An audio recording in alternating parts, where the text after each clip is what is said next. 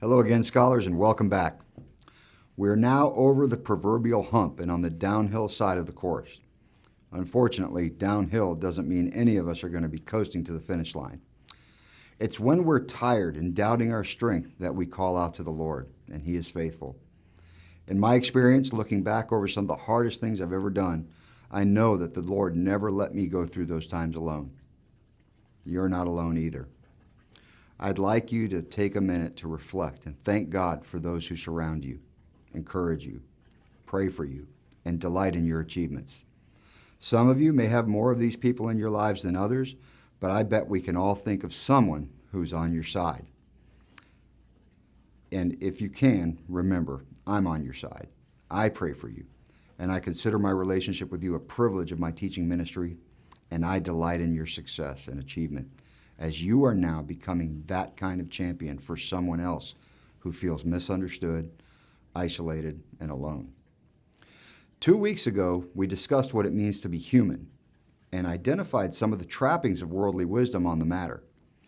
We very briefly discussed a biblical view of humanity and how the Bible's view of what it means to be human is the only unassailable and non-negotiable claim to human rights for any human person. I hope that study illuminated your own thinking and empowered you to thoughtfully confront flawed notions which lead to assaults against human autonomy, but not just for the person with a noticeable disability. Once you can justify depriving human rights to someone because of their physical or mental limitations, it's only a small step from there to deprive and isolate the mentally ill, addicts, the poor, and those of other races. Then, just about anyone who gets on the wrong side of the ruling class in any society. This includes you and me. After that study, we looked at 3 case studies. First was Elizabeth Bonker, who is labeled by a medical standard as low functioning. Thanks to her mother, Ginny, who never stopped seeing her through the eyes of love, it was eventually discovered that Elizabeth was indeed gifted. Elizabeth's book reveals a profound faith in God expressed by one who can't even speak. And those outward behaviors of hers might make an uneducated person think that she was unable to operate at higher intellectual levels. You also saw Jacob Barnett, who regressed and stopped talking as a toddler. By age 2, he presented as a nonverbal, developmentally delayed child with profound autism.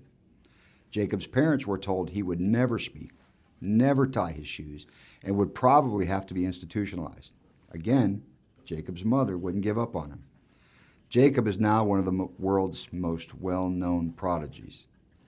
He went from 3rd grade to college, then got a master's degree at age 14, and, as of the date of this filming, is a 20-year-old PhD in astrophysics who is on a Nobel watch list as he challenges some of the longest-held ideas in physics.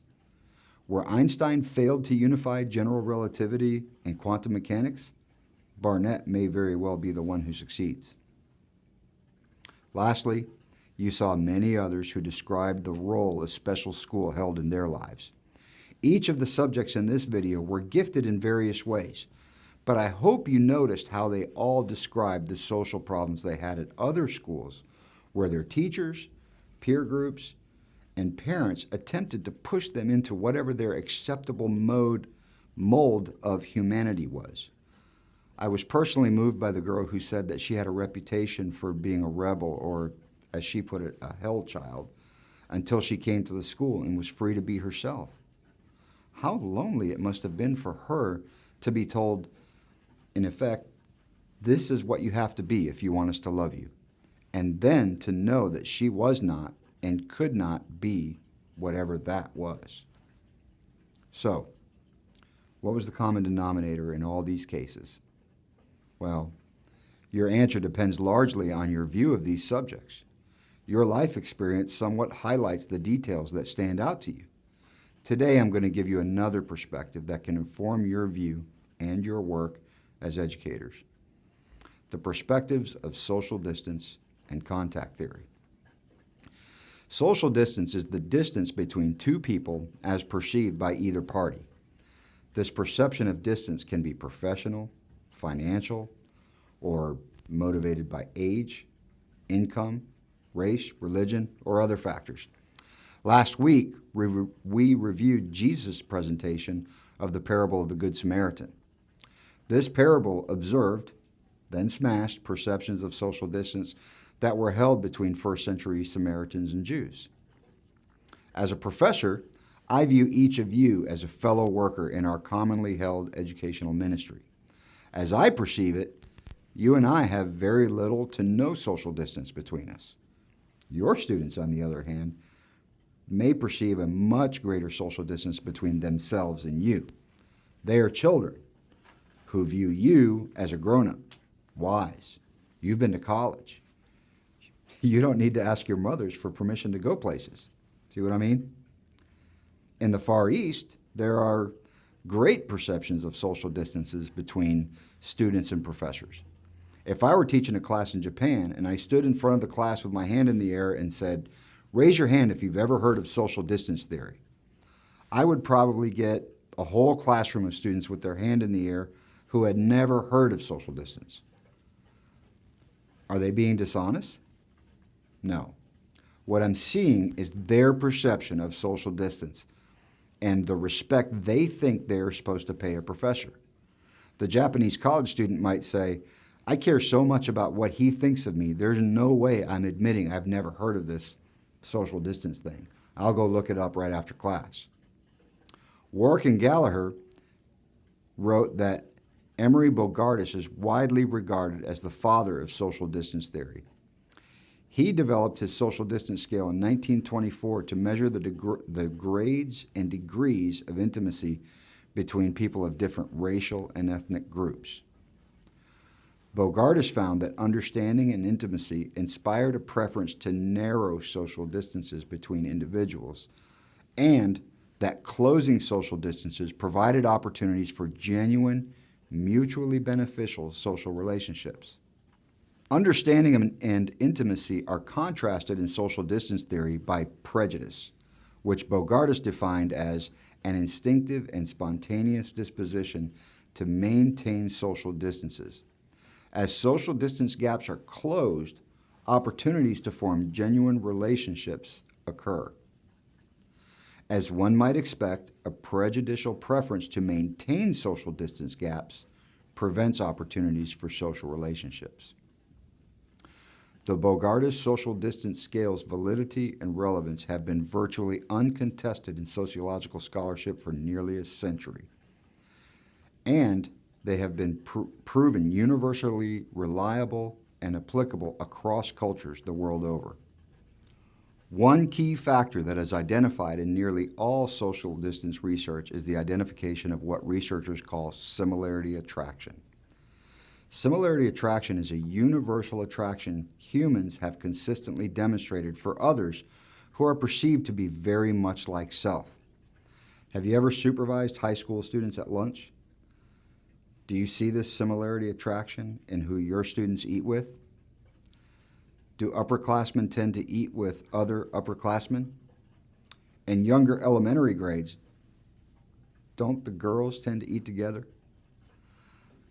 The high school where I coach is a universally loving and accepting school, but there's no arguing that African Americans are a distinct numerical minority in that school. I did not find it surprising that these students naturally seem to gravitate toward one another. This is not racism on their part. It's part of this universal human attraction to sameness that we all have. But if left to ourselves, we can grow to accept this as the way things should be, when Jesus prayed that his followers, regardless of race, would be unified. Therefore, as natural as this preference for sameness may be, according to our secular sociologists, we believers must identify it as evidence of our fallen nature. So why is this sociological area of study so important to this course? Think about that.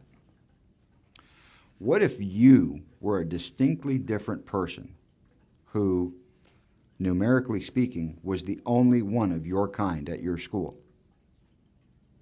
What if you were the person with autism who is nonverbal like Elizabeth Bonker? You know from our video last week that Despite her appearances, she is certainly aware of the people around her, and she desires friendships and relationships. But she can't talk. She flaps her arms and grunts. She's physically clumsy in her motor skills and makes unusual facial expressions.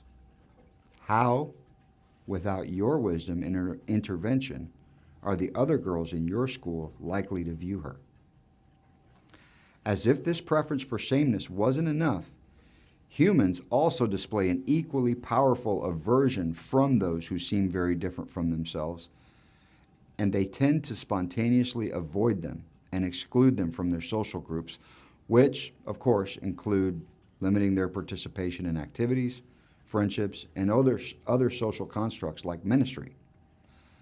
Unfortunately, in the church, our ideas of a special needs ministry sometimes have nothing to do with making our culture more accepting of the person with exceptionalities. Instead, we put a one-on-one with that child and get them out of the way so the others can be ministered to without interruption. Perillo and Donahue inform us that similarity attraction and its inverse, prejudices, have been extensively studied and universally confirmed. Such widespread confirmations provide some explanation as to why someone with a profound intellectual or developmental disability, like autism, could be perceived as very different from others in a Christian school environment. Accordingly, research on human populations around the world tells us to expect them to experience rejection, segregation, and exclusion, even in a Christian church. As we've discussed this in earlier weeks, Eastland, Reynolds, and Young have already well documented the exclusions they experience from church life. Their accounts seem to corroborate findings related to similarity attraction and the prejudices noted by Warwick and Gallagher. In their social distance research, this should not come as a surprise to the church or Christian schools. Willett Kuntz and colleagues published research in which they found that typical populations preferred increased social distance from the intellectually disabled, even when they held membership in organizations which profess to discourage or forbid such exclusionary practices. This is also true where adherents profess allegiance to doctrines which forbid such behaviors. Many times we, the church, assume that because we hold to this belief that we are all made in God's image, that such exclusions could not and do not occur in our churches and schools. Human nature, revealed in research, not only tells us an entirely different story, but reveals and confirms the fall of humankind into a predisposition to sin as told to us by Genesis 3 thousands of years ago. So, what are we to do? Are we hopeless? Do we resign ourselves to believe that, well, that's just how the world is? That is how the world is. But in John chapter 16, we read that Jesus tells his disciples about all the trouble in the world, but then says, "Take heart, for I have overcome the world." And in the following chapter, he prays to God the Father that we would be unified in him. Contact theory may just be how we overcome the world by Christ. Contact theory suggests that increased frequency and duration of non-threatening contact between very different people is one of the most influential factors in closing social distances.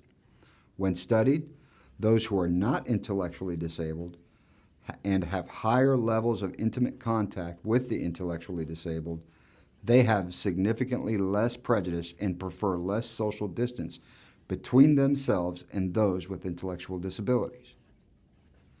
If you study the history of churches and schools with mature capabilities in accommodating the intellectually disabled, my guess is you will find that these programs were started by pastors or teachers who have a disabled child or have some other close bond with a child who has a disability.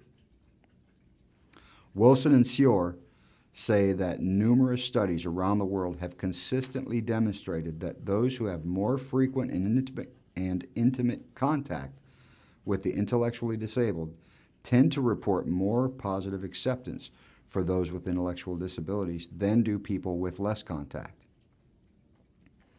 They also report that among all disabled people, those with intellectual disability are among the most stigmatized, most vulnerable, and most socially excluded in all of society. These findings were independently corroborated by Swayman Morgan in 2001. They took it a step further by concluding that among all persons with intellectual disabilities, those with autism tended to be the most stigmatized and excluded. This may be because those with autism often do not have the physical appearance of one who is disabled. So, because they look normal, normative behavior is expected of them. When they fail to behave as expected, their behavior is not attributed to disability, but to poor parenting or poor self-discipline. Despite the widespread support for contact theory, Willette Kuntz and colleagues noted that physical integration is not the same as inclusion. Recent findings suggest that social distance and attitude research is complicated by the likely impact of social acceptability bias. Social acceptability bias is the perception of how one believes their personal attitudes will be judged by others in their peer group. In recent decades, people have become increasingly sensitive to social acceptability judgments. People are, now more than ever, influenced by changes in popular thought, public policy, social media, and other platforms through which some values or beliefs are seen as better or more socially acceptable than others. Theorists have found that perceptions of social acceptability influence even anonymous, self-reported attitudes in survey research. Even with a strict guarantee of anonymity, people are not very likely to tell the truth about their attitudes toward the disabled. They are far more likely to report attitudes they believe are socially acceptable, even if those attitudes do not represent their true feelings. That is why it might be especially difficult for churches and Christian schools to initiate or expand programs for the intellectually disabled. If donors or board members are unable to honestly confront their own prejudices, chances are they will believe they're not prejudiced and that their unwillingness to participate is motivated by some other innocuous cause. This creates challenges for all of us as we work to serve students with exceptionalities. I would encourage you to remember that change is something that happens slowly, over time. Don't get discouraged. We've seen how these studies, even in the bad news presented, have confirmed the truth of Scripture. Let that encourage you as you pray and work faithfully in your calling. I hope you found this enlightening and empowering. We'll see you next time.